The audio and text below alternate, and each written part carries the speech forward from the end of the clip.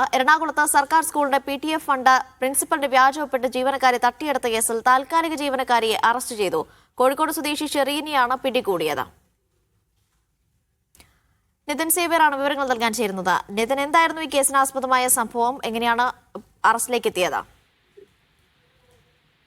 അനീഷ, ഈ എറണാകുളത്തെ ഒരു സർക്കാർ സ്കൂളിന്റെ PTF ഫണ്ടാണ് ഈ താൽക്കാലിക ജീവനക്കാരി തട്ടിയെടുത്തത്. പ്രിൻസിപ്പൽ നൽകിയ പരാതിയിലാണ് ഈ ജീവനക്കാരിയെ ഇപ്പോൾ കൊച്ചി സിറ്റി പോലീസ് അറസ്റ്റ് ചെയ്തിരിക്കുന്നത്. 2025 ഒക്ടോബർ മുതൽ ഡിസംബർ വരെയുള്ള കാലഘട്ടത്തിൽ ഇവർ പ്രിൻസിപ്പലിന്റെ വ്യാജ ഒപ്പിട്ട് 4 ലക്ഷം രൂപ തട്ടിയെടുത്തു, PTF ഫണ്ടിൽ നിന്നും തട്ടിയെടുത്തു എന്നാണ് കേസ്. ഈ കേസിൽ താൽക്കാലിക ജീവനക്കാരിയായിരുന്ന കോഴിക്കോട് സ്വദേശി ഷെറീനെയാണ് ഇപ്പോൾ പോലീസ് അറസ്റ്റ് ചെയ്തിട്ടുള്ളത്. ഈ കേസുമായി ബന്ധപ്പെട്ട് ഷെറീനയ്ക്കെതിരെ നേരത്തെ പ്രിൻസിപ്പലിന്റെ പരാതിയിൽ കേസ് എടുത്തിരുന്നു. അതിനുശേഷമാണ് ഇപ്പോൾ ഇത്തരത്തിൽ അറസ്റ്റ് നടപടികളിലേക്ക് പോലീസ് കടന്നിരിക്കുന്നത്. മറ്റാരുടെയെങ്കിലും സഹായത്തോടെയാണോ ഈ തട്ടിപ്പ് നടന്നതെന്നും മറ്റാർക്കെങ്കിലും വേണ്ടിയാണോ തട്ടിപ്പ് നടന്നതെന്നും നടത്തിയതെന്നുമുള്ള സംശയം പോലീസിനുണ്ട്. അതുകൊണ്ട് തന്നെ ആ തരത്തിലുള്ള അന്വേഷണം പോലീസ് നടത്തുന്നുണ്ട്. ഒപ്പം തന്നെ ഈ കേസ് ഒത്തുതീർപ്പാക്കാനുള്ള ശ്രമവും ഈ പ്രതിയുടെ ഭാഗത്തു നിന്നുണ്ടായിരുന്നു. പ്രതിയെ സഹായിക്കാൻ മറ്റു പലരും ഉണ്ടെന്നാണ് പോലീസ് നിലവിൽ കണക്കുകൂട്ടുന്നത്. അതുകൊണ്ട് തന്നെ ഇവരെ ചോദ്യം ചെയ്യുന്നതടക്കമുള്ള കാര്യങ്ങളിലേക്ക് കടക്കാനാണ് പോലീസ് തീരുമാനം.